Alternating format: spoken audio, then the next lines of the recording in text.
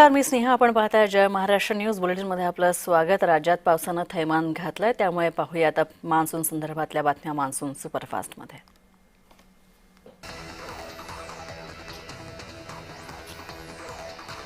गेल्या 8 ते 10 दिवसांपासून होत चाललेल्या ढगफुटी सदृश्य पावसानं हिंगोलीमध्ये वसमत तालुक्यात आसना नदीला पूर आलेला आहे। नदीनं रौद्ररूप धारण केलेलं आहे। जवळपासच्या गावांना पुरानं वेढा घातलाय, तर शेतीचं प्रचंड नुकसान झालंय। सोयाबीन, कपाशी, हळद, तूर, मूग या पाण्याखाली गेल्यात।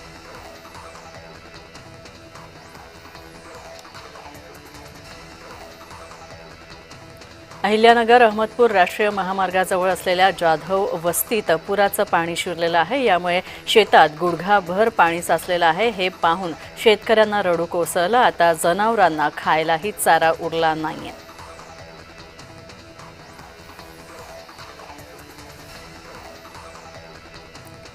हतनूर धरण क्षेत्रामध्ये झालेल्या दमदार पावसामुळे धरणाचे 8 दरवाजे उघडण्यात आलेले आहेत, तर धरणामध्ये 31,572 क्युसेक पाण्याचा विसर्ग सुरू आहे। नदीकाठच्या गावांना सतर्कतेचा इशारा देण्यात आला आहे।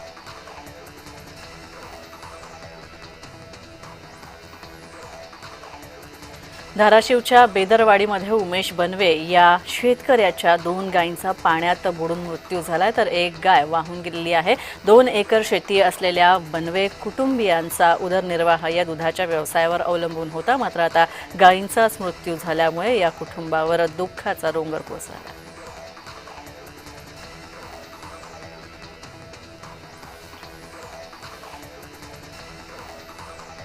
माढा तालुक्यातील सीना नदीला पूर आलाय, तर यामुळे उंदरगावला पुराच्या पाण्याचा वेढा घेत बसलेला आहे। हजारो हेक्टर शेती ही पाण्याखाली गेली आहे। पिकांचं मोठं नुकसान झालंय, तर गावातील घरात सुद्धा पुराचं पाणी शिरलंय। ग्रामस्थांच्या सुरक्षित स्थळी स्थलांतर करण्याचे प्रयत्न सुरू करण्यात आले आहेत।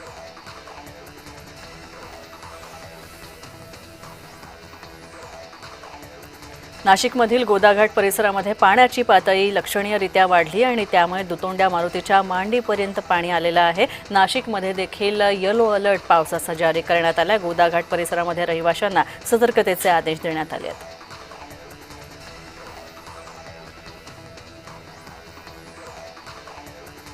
बीडच्या गेवराई तालुक्यामध्ये अमृता नदीला पूर आलाय, तर पाणी पुलावरून वाहू लागल्यामुळे गेवराई ते शेवगाव तसंच गेवराई ते राक्षस भवन या रस्त्यावरील वाहतूक बंद झाली आहे।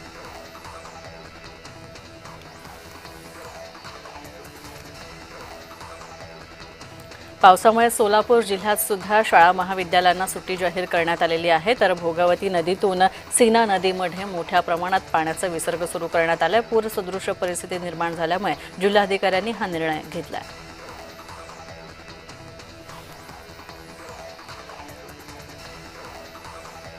धाराशिव जिल्ह्यामध्ये गेल्या 3 दिवसांपासून मुसळधार पाऊस सुरू आहे। पावसामुळे अनेक गावांचा संपर्क तुटला। यामुळे आज जिल्ह्यातील सर्व शाळा बंद ठेवण्याचा निर्णय घेण्यात आलेला आहे।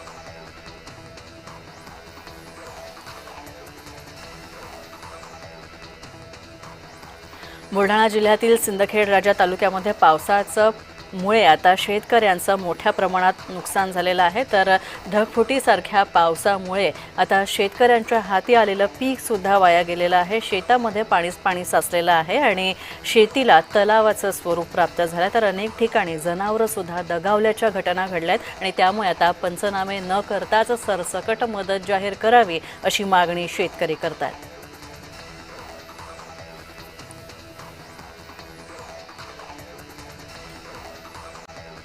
बीड जिल्ह्यामध्ये अतिवृष्टीमुळे हजारो हेक्टरवरच्या पिकांचं मोठं नुकसान झालंय, तर अनेक ठिकाणच्या विहिरींमध्ये गाळ साचलेला आहे आणि यामुळे शेतकऱ्यांची चिंता आता अधिक वाढली आहे।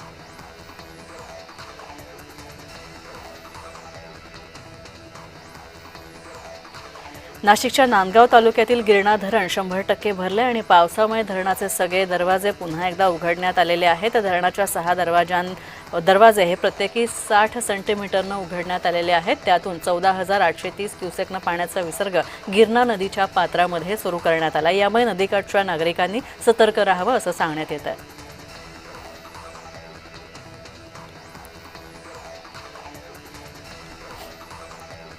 अहिल्यानगर जिल्ह्यातील विविध भागांमध्ये पावसाची जोरदार हजेरी लावायला सुरुवात झाली आणि या जोरदार पावसामुळे नगर कल्याण महामार्ग 2 दिवसांपासून वाहतुकीसाठी बंद करण्यात आलेला आहे। तर जिल्ह्यांमधील अनेक भागांमध्ये पावसामुळे जनजीवन विस्कळीत झालंय। हवामान खात्यानं येलो अलर्ट जारी केला आहे।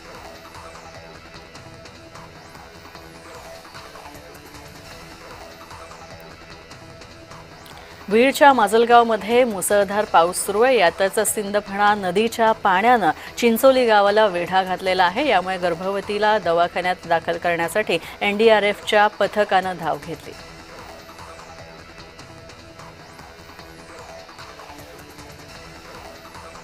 तर बीडमध्ये सुद्धा पावसाचा जोर वाढलेला आहे। पावसामुळे जिल्ह्यातील शाळा महाविद्यालयांना सुट्टी जाहीर करण्यात आली। तर बिंदुसरा नदीला पूर आलेला आहे। हजारो हेक्टर शेती ही पाण्याखाली गेली आणि त्यामुळे पिकांचं अतोनात नुकसान झालंय। तर एनडीआरएफच्या पथकाकडून मदत आणि बचाव कार्य सुरू आहे।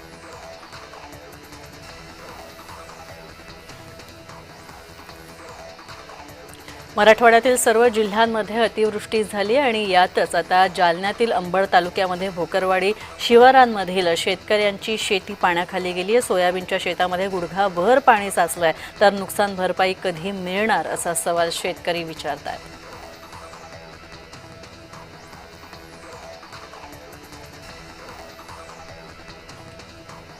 पैठणच्या नाथसागर धरणामधून 90,000 क्युसेक पाण्याचा विसर्ग सुरू करण्यात आलाय। तर विसर्गाला आणखी वाढ होण्याची शक्यता आहे आणि पैठण शहरासह तालुक्यात मध्यरात्रीपासूनच ढगफुटी सदृश पाऊस पडतोय।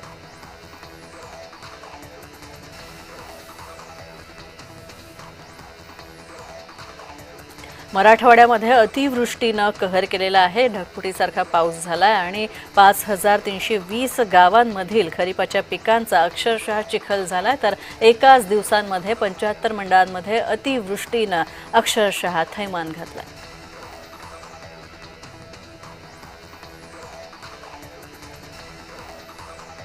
नांदूर हवेली गावातील पुरात अडकलेल्या 60 वर्षीय व्यक्तीला सुखरूप बाहेर काढण्यात एनडीआरएफच्या टीमला यश आलंय। तर बन्नू शेख पुराच्या पाण्यामध्ये एका झाडावर अडकून पडले होते। तर 35 जण घराच्या छतावर अडकले होते।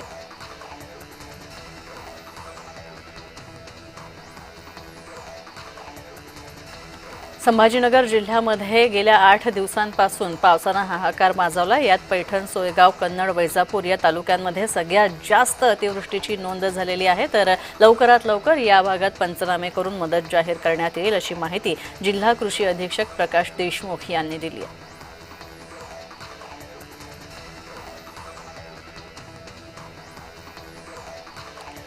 नागपूरमध्ये 6 जिल्ह्यांमध्ये अतिवृष्टीमुळे 42,600 हेक्टर पिकांचं नुकसान झालं। तर बाधित क्षेत्राचे पंचनामे करून प्रशासनानं 37,70,00,000 रुपयांची नुकसान भरपाईचे प्रस्ताव शासनाकडे पाठवलेले आहेत आणि त्यामुळे आतापर्यंत 13,56,00,000 रुपये हे मंजूर झाले असून सप्टेंबर महिन्याचे पंचनामे अजूनही करणं सुरूच आहे।